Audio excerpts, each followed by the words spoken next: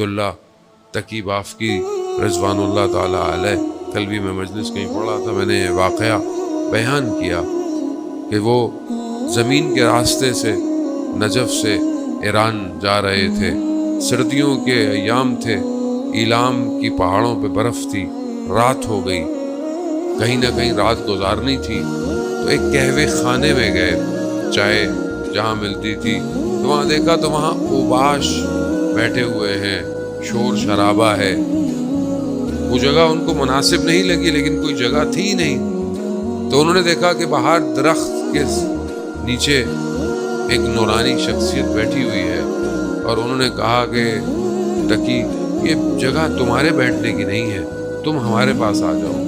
کہا میں ان کے پاس چلا گیا، باہر برف گرتی رہی، مگر اس درخت کے نیچے مجھے ساری رات کوئی سردی نہیں لگی، رات گزاری، صبح فجر کا وقت آیا، ان کے پیچھے میں نے نماز پڑھی، جب روشنی پھوٹی تو پھر انہوں نے کہا کہ سفر شروع کر دیں، چلنے لگے تو مجھے احساس ہوا، اور یہ احساس خود نہیں ہوتا جب تک امام خود نہ چاہے۔ مجھے یہ احساس ہوا کہ یہ کوئی اور نہیں، یہ وقت کے امام ہیں۔ جیسے ہی مجھے احساس ہوا، مجھے امام نے کہا کہ اب آپ کو پتہ چل گیا ہے، ہم آپ سے رخصت لیتے ہیں، اب ہم جاتے ہیں۔ تو شدت عشق، شدت ملاقات، محبت بھی ہمارے اندر ہونی چاہیے۔ ذہن موت، ہمارا 24 گھنٹے گزر جاتے ہیں، ہمارے وجود سے ایک دفعہ بھی نہیں نکلتا یا صاحب الزمان، نہیں نکلتا۔ ظاہر ہے جس کو انسان یاد کرے اسی سے نکلتا ہے، کہیں درد ہو تو اسی کا نام نکلتا ہے جو طبیب ہوتا ہے، لیکن میرا طبیب نہیں بن پایا۔ ایسا نہیں کہ وہ، میں خود کمزور، یا صاحب الزمان یا مہدی درکنی میرے وجود سے نہیں نکل رہا، وہ نہیں نکل رہا، اس کو آپ ایکسیپٹ کریں، کیوں نہیں نکلتا؟ تو کہا جیسے ہی ان کو احساس ہوا، بہرحال انہوں نے کہا کہ میں آپ سے پھر کب ملوں گا؟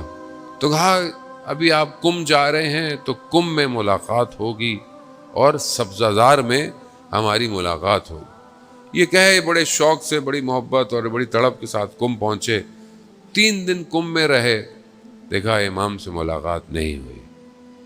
کم سے نکلے، جیسے ہی سبزہ زار پہنچے، یہ بھی سوچ میں تھے کہ امام سے ملاقات ہوگی، تو دیکھا امام نے جو ہے وہ کاندھے پر ہاتھ رکھا اور کہا کہ مولا، پہلی چیز کیا کہی؟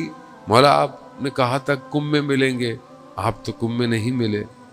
تو امام فرماتے ہیں ہم کم میں ہم تمہارے پاس کھڑے تھے جب تم حرم کے باہر کسی خاتون کو مسئلہ بتا رہے تھے، تو ہم تمہارے ساتھ کھڑے ہوئے تھے۔ عزیزان محترم، ہمیں نہیں پتا، ہم کبھی سڑک میں، کبھی بازار میں، ہماری نگاہیں کہاں ہیں، ہمیں کیا پتا اس وقت ہمارے برابر میں ہمارا امام کھڑا ہوا ہو۔